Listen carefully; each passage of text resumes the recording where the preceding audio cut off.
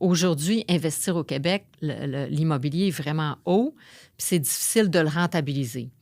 Fait que ça, c'est un facteur un petit peu de découragement, de dire, je veux-tu vraiment le faire, puis ça va-tu être vraiment payant? Fait que c'est pour ça qu'investir dans un pays étranger, bien là, il faut regarder aussi le prix de l'immobilier. OK? Ce qui veut dire que, mettons, investir au Mexique, ben pour ma part, à 250 000 US, j'ai quelque chose de vraiment très bien.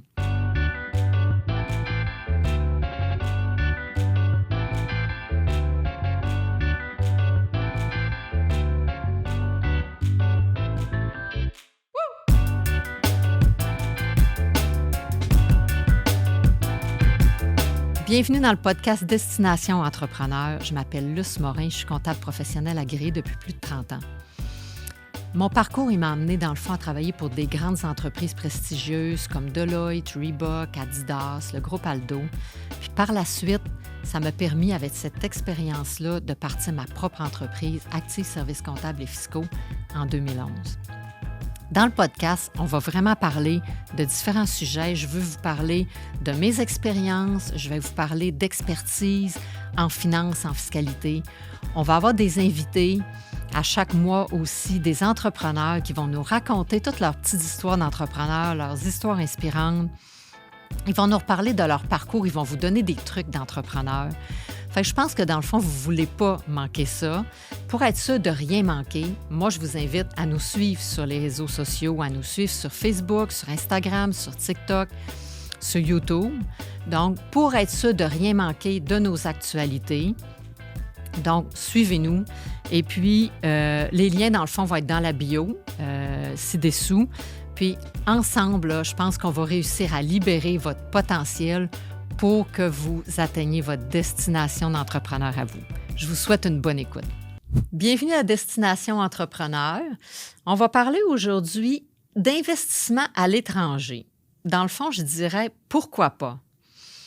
Les gens vont avoir tendance à penser, mettons, en termes d'investissement, je veux investir, les gens vont dire, je peux investir dans mes REER, je peux investir donc dans des placements ou dans de l'immobilier.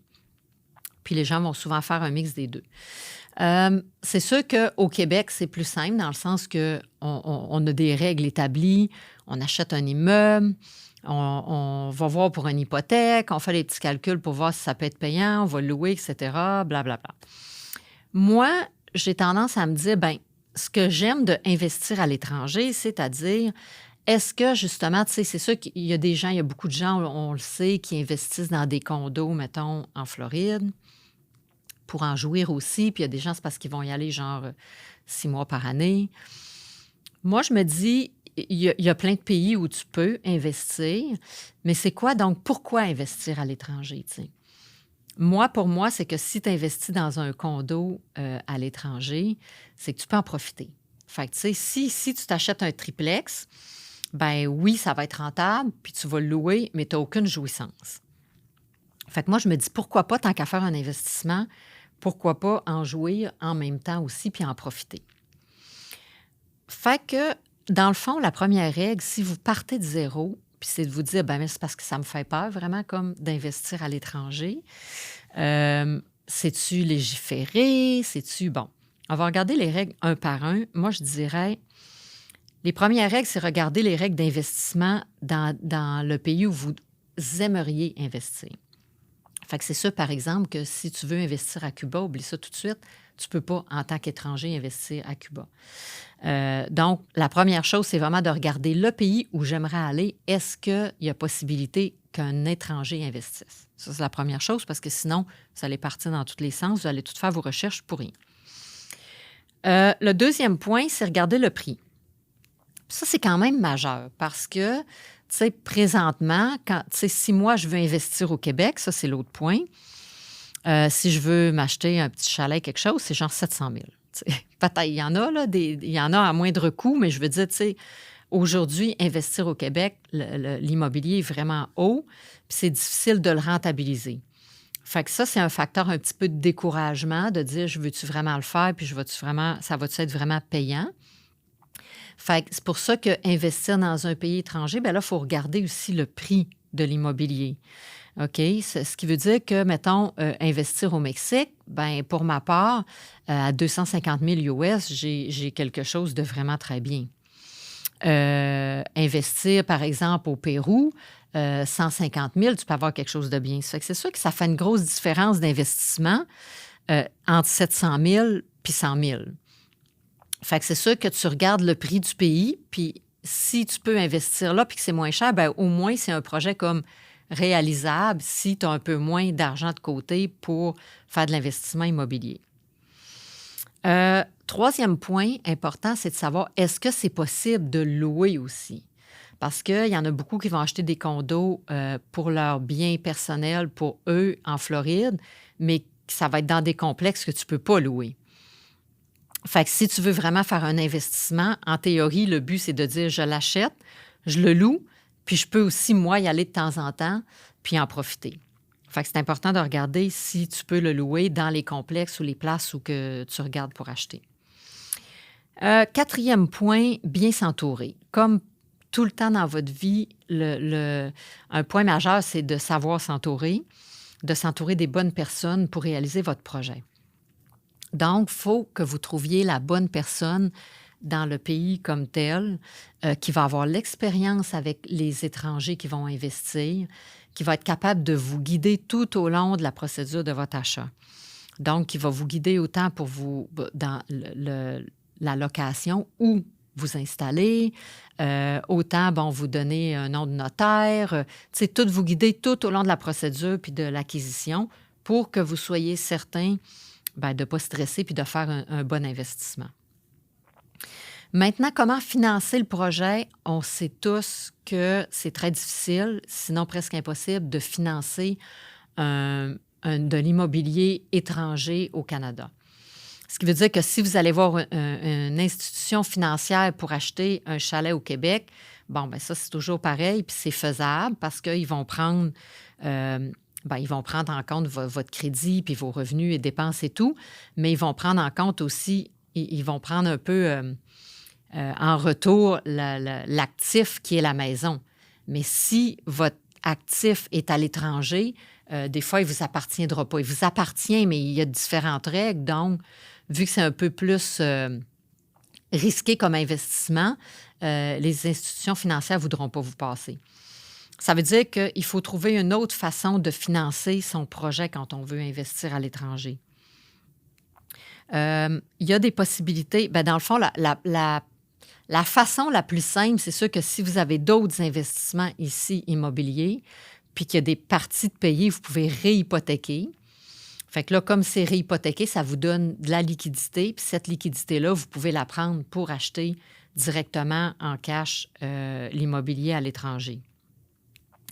L'autre façon aussi, c'est de se dire, écoute, moi, j'aimerais ça peut-être acheter quelque chose au Mexique, ça vaut 250 000, mais je n'ai pas le cash. Puis il n'y a pas moyen, je trouve, les liquidités. Donc, pourquoi pas l'acheter en groupe, donc, c'est sûr que vous pouvez former avec une autre personne, avec 2, 3 personnes, de dire, on a le même projet commun, mais on est tout un peu dans la même situation. On ne veut pas trop mettre de liquidité là-dedans, mais on aimerait ça, ce projet-là, puis ça nous anime. Donc, vous pouvez chercher aussi des gens qui ont le même désir que vous d'investir à l'étranger, mais qui n'oseraient pas le faire tout seul, puis créer un petit groupe, puis d'acheter à l'étranger. Donc, ça peut être une façon de réaliser votre projet de rêve. L'autre possibilité aussi, c'est qu'il y a des firmes qui existent. C'est pas un rap parce que tu ne sors pas tes REER, mais dans le fond, c'est des firmes qui existent qui vous prêtent l'argent en contrepartie de vos REER, dans le sens que si vous avez, je ne sais pas, par exemple, 100 000 de REER, c'est que vous allez acheter des actions de leur compagnie. Ça reste dans vos REER. Fait que là, on se comprend que le REER n'est pas sorti, il n'y a pas de rap, il n'y a rien. Puis, eux vont vous passer l'argent en contrepartie. Fait que ça, sachez que ça se fait aussi. Il y a des firmes vraiment spécialisées là-dedans qui vont pouvoir vous prêter l'argent, entre guillemets. Donc, il y a quand même différentes façons de financer un projet à l'étranger.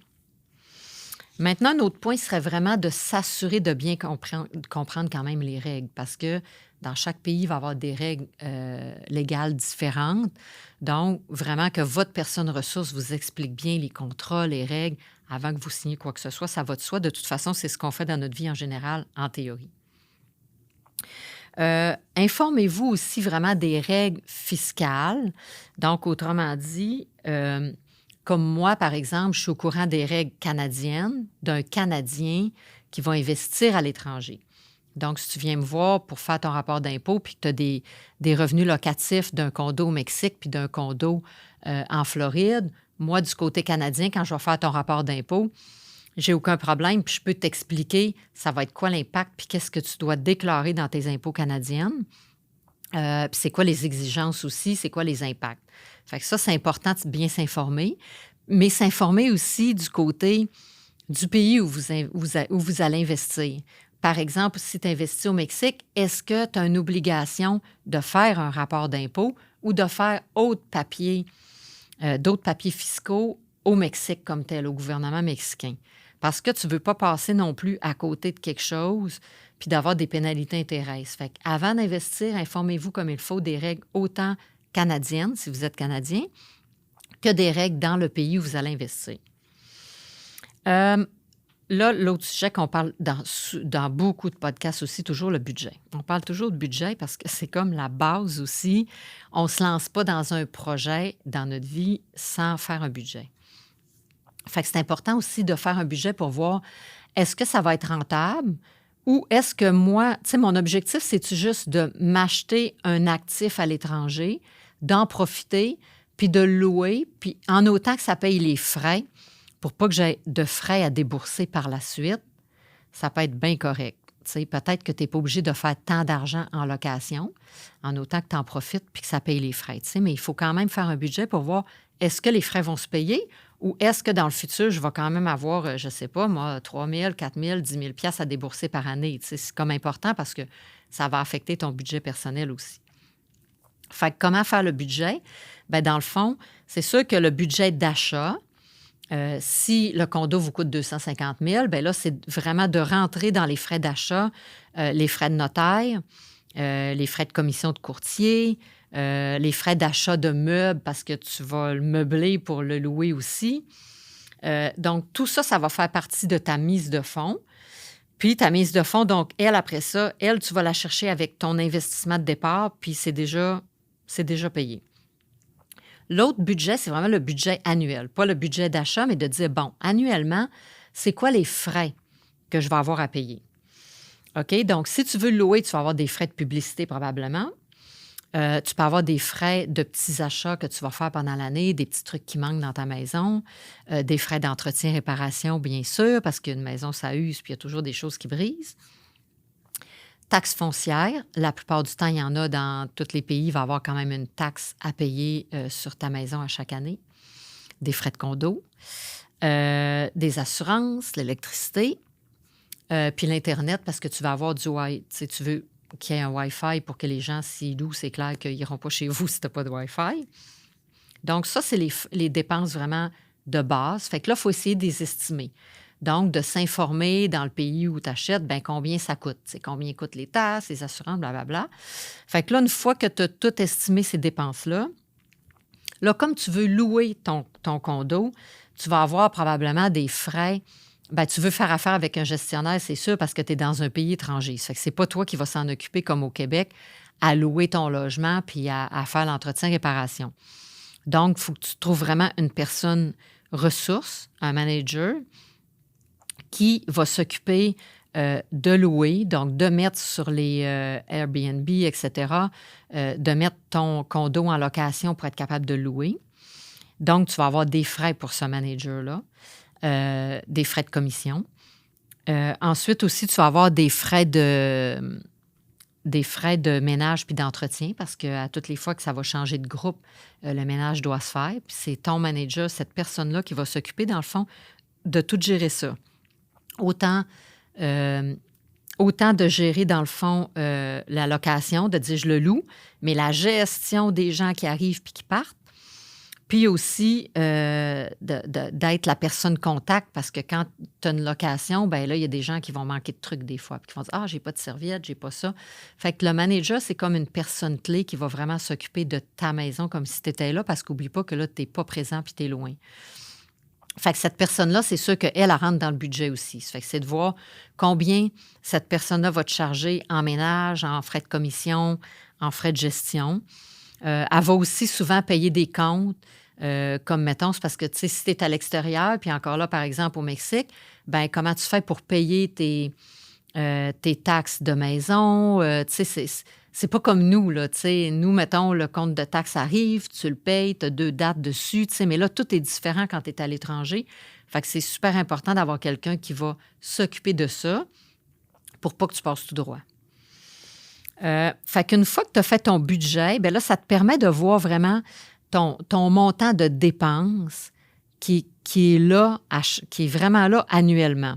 C'est sûr qu'à la limite, si tu loues pas, tu n'auras pas les frais de location, de commission et tout, puis de ménage. Mais toutes les autres dépenses sont quand même fixes puis sont là. Ça fait que ces dépenses-là, si par exemple c'est, je ne sais pas moi, 5 000 annuels, bien là, toi, tu sais qu'il faut que tu loues pour 5 000 pour être sûr d'arriver à zéro puis de ne pas avoir de dépenses additionnelles dans ton projet. Fait que ça te donne vraiment un enlignement de dire le projet est-tu faisable, combien que j'ai besoin d'argent. Puis après ça, je pense que faut juste comme foncer puis le faire. Tu sais, c'est la même chose qu'investir ici. Si on suit les étapes, ça peut se faire. Puis moi, je trouve que c'est vraiment un beau projet d'investir à l'étranger parce que tu peux vraiment comme en profiter, d'être dans tes affaires. C'est wow, c'est vraiment cool. Donc, c'est faisable. C'est faisable pour tout le monde. Il y a moyen de le financer, il y a moyen de le faire, il y a moyen de trouver du monde alentour. Mais donc, moi, je vous dirais, si vous avez le goût d'investir à l'étranger, n'hésitez pas, faites-le. Entourez-vous de bon monde, puis profitez de votre projet.